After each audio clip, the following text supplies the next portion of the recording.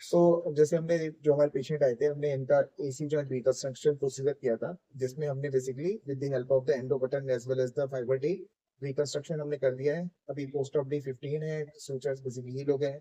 तो now we are coming to the rehabilitation protocol after AC joint reconstruction.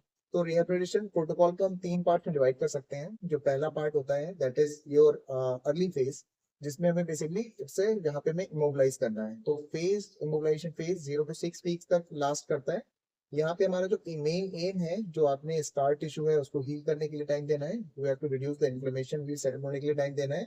और साथ में हमें बेसिकली आर्म स्लिंग का यूज करना है फॉर द 6 वीक्स। और इसमें ध्यान रखना है कोई भी बेसिकली आपका आर्म का जो भी है वो अनसपोर्टेड नहीं रहना चाहिए। We have to gradually increase the range of motion, like forward flexion, abduction। और ध्यान रखना है कि शोल्डर लेवल से आपको मूवमेंट ऊपर ले जाने के लिए अभी ट्राई नहीं करना है। और इम्पोर्टेंट सबसे ज्यादा जो है इसमें बेसिकली एक्सटेंशन आपको अवॉइड करना होता है।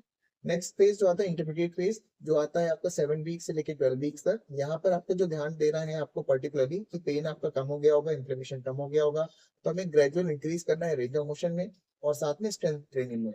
तो हमेशा एग्रेसिवली बेसिकली वीक 7 वीक 8 में आपको progressive flexion abduction as well as आपको रोटेशंस पे काम कर सकते हैं। एंड दूसरी चीज ध्यान रखना है कि हमें यहाँ पे जो हमारा मेन एम है कि हमें full range of motion achieve करना है by the end of the 12 weeks. जो फेज 3 आता है that is your strengthening phase which last from starts from 12 weeks to 18 weeks. यहाँ पे जो हमारा basically criteria it's minimal pain है, near complete range of motion है। और हमारा गोल जो है वो that is to normalise the range of motion and improve the strength. और मेन फोकस जो की एरियाज ऑफ फोकस है वहां पे स्कैपुलर स्ट्रेंथनिंग एक्सरसाइजेस पे फोकस करना है and as well as the stabilisers. और उसके बाद में you can start the content activities. And जो हमारा फेज 4 है that is the return to the activity phase, जो which can last from 18 weeks to further. So criteria है कि full range painless range of motion achieve आप कर पाए, satisfactory clinical examination हो और मसल स्ट्रेंथ बेसिकली आपकी ऑप्टिमल आ जानी चाहिए। Thank you.